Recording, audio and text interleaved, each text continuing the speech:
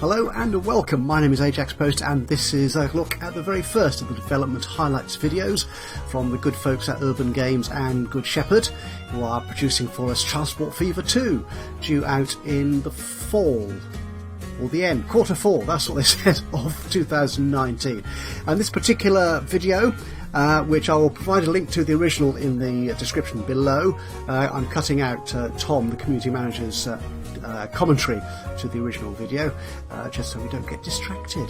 So they're looking at making the world in which we play Transport Fever as modifiable and as open to creativity as the sort of basic transport network that we've been used to playing. And what we're looking at here is some of the good looking new terrain options that they're providing for us. Now the beauty of what they're doing here is they're making it, we can modify the world as easily as we can modify our transport network. And what we're seeing first off, and we'll stop here just for a moment, is the new world editor. Now a couple of things to notice here in the video is this is not the final version of the software. They've still got a way to go, so this is still kind of alpha build, and the user interface that we're looking at here is very much their sort of concept in progress in terms of how they're going to allow us to create our new world maps. But the beauty of this, as we can see here, there are 3 climate zones that they've already described for us. There's the temperate, the desert, those are the ones we're used to from Transport Fever 1, and the new tropical. And each of them have different parameter choices you can use to define the particular characteristics of the map you want to create. So as we can see here, for a temperate zone, we could describe how hilly it is, how much water there is on the map, and how much forest or vegetation. Now quite how all these play into how it creates the map in terms of lakes, or as we see here in this example, rivers or seas, whatever, we're not quite sure. But of course this will come through as we see the options as they develop and produce more highlight videos for us. Now this is the options for the desert terrain. And as we can see here, the options have changed slightly. We've now got choices of canyons, mesas, ridges, again water and forest. I don't know how much forest we used to have on the old desert maps, the American map they used to call it in Transport Fever 1, but again we've got this different choices we can make to define the random characteristics of our map. Interesting thing here is on both of these we've seen so far, and we'll see it on the tropical map in a moment. This is the one here, is there's that checkbox at the top left there, keep assets. Now I believe that's to do, I'm assuming here, this is to do with importing maps. So if you've already generated a map, or you've got a save game from a friend, or a map from the mod workshop, whether you want to keep all the assets in that, I'm not quite sure. Tom didn't explain that in the video, but that I'm sure will come out in the upcoming months. So here we can see for a tropical map, we've got again hilliness, how much mainland, i.e. the main bulk of the land, forest and islands. So how much of a diverse sort of archipelago. Great deal of choice here about the sort of maps that you want to play on. And as we can see going through here, we can do all sorts of other things, not just the map terrain itself. We can also define how many towns and even roads that we want to put on the map. So if we let this run forward just a little bit further, he's going to import a new map here, and here the number of towns. So if you're importing a map from the workshop, you can say, do you want to keep the existing towns, that checkbox there you see at the top left, or how many towns do you want on this particular map design? So much extra control that we have over the map generation compared to Transport Fever 1. Even better, yes, town connections. We can define where the roads go. For those of you who've tried to play with maps which cross big seas or oceans, here you can actually control where you want your streets to go, which is quite a nice feature to say the least. And this is where we can look at how we can adjust the terrain. Look at this, we can adjust the shoreline, which we're never able to do in Transport Fever 1. And another point on the shoreline issue, in fact water areas altogether in general, is we can now actually build tunnels under the water. That sounds awesome. We can dig lakes. So the down terrain tool here allows us to dig down below the water table. We can build lakes and seas. We can even paint terrain onto the map, as he's doing around here. And you can create as generous, as realistic or genuine or as fanciful and fantastic a map as you want to do. Okay. Now this is an interesting part. In this section of the map he's drawing out some roads. Now notice here there's still no obvious planning mode. And I think one of the little points he made in Tom's commentary that he made was the commitment to making a decision was still a part of the challenge that this game offers.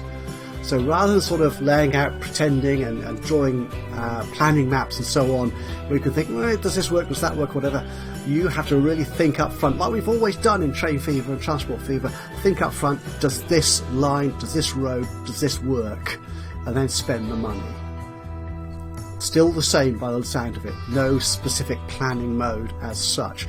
But the lovely feature they've added in now is that your terrain changes are reversible. So if you watch this road removal carefully, you'll see the terrain goes back to pretty much exactly what it was beforehand.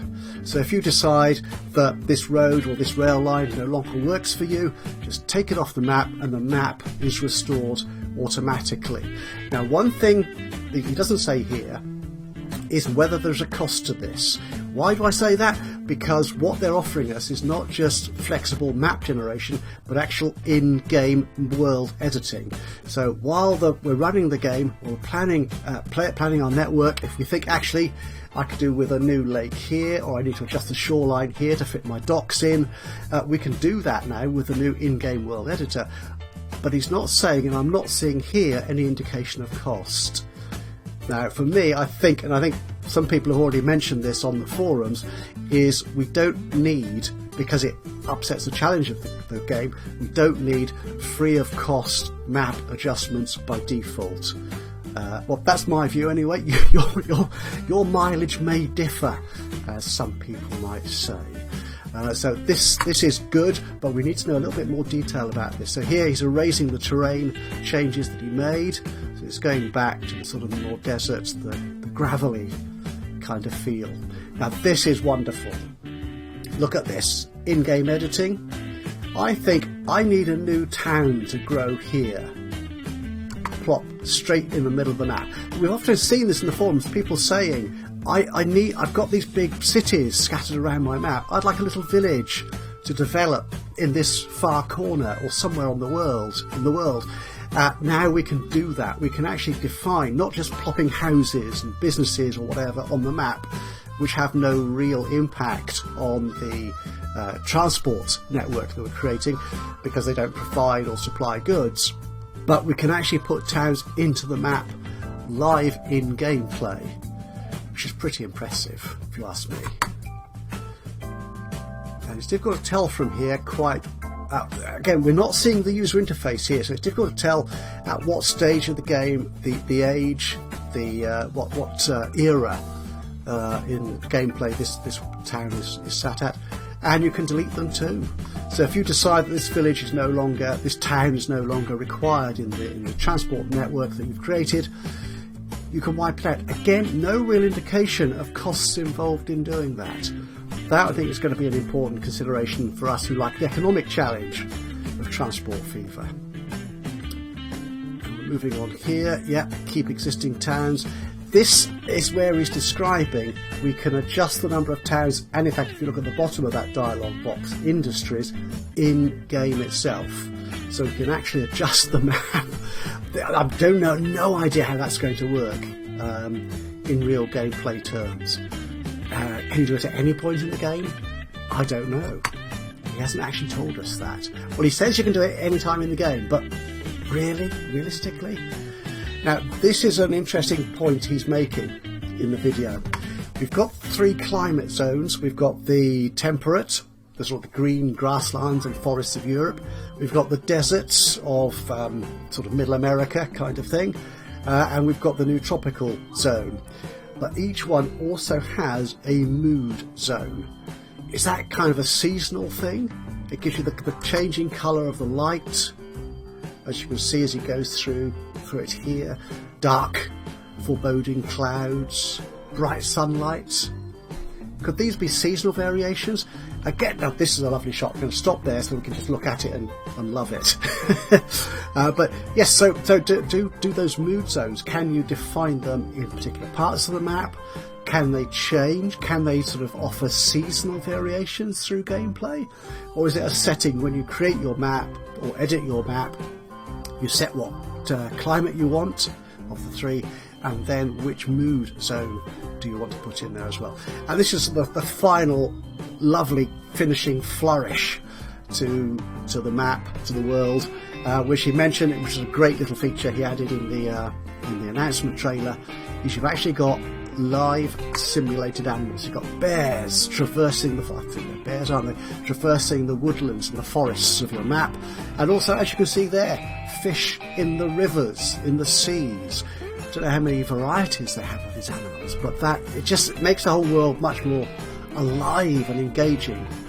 And that is what world editing could look like, in all likelihood, in Transport Fever 2 coming in Q4 2019. So there's still a good few months to go, and things may well change. This is very much work in progress that he's showing us, but it's certainly showing that they put a lot of effort already into creating a quite marvellously creative game for us to use, where we're not just building road and rail networks, we're creating an entire world. And that should give all sorts of game players a great deal more to play with in Transport Fever 2, in my opinion. Your mileage may vary. It probably will. We all play the game in different ways, I think, and that's the beauty of Transport Fever 2. It has a bit of the economic tycoon type thing. It's got the transport network type thing, where you can play trucks and trains and aeroplanes and things, and the real detailed, it's becoming even now micro detailing of world landscapes. You can really create your favourite place in the world and turn it into a transport mecca or nightmare, depending on how you like to play your worlds. But that's it from me, and the first of the developer highlight videos from Urban Games and Good Shepherd for Transport Fever 2. Thank you very much to Tom for commenting on the original video here and describing and providing this insight for us. Again, as I said, I'll put the link to Tom's original video in the description below. Go and look at that and you can see his more detailed description of all the features over and beyond my sort of reaction to it. Yeah, thank you very much for joining me today. Hope you've enjoyed this little reaction and overview of the highlight video. If you have, do click that like button, be very much appreciated. If you've got any thoughts on this video or the game as it's developing, as it's turning out from what we can see so far, drop a note into the comments box below, and of course if you've not done so already, please do subscribe to the channel, and that way you'll know when I upload another one of these or any of my other Let's Play video series. But from me, Ajaxpost here, looking at Transport Fever 2. Until the next time, bye bye for now.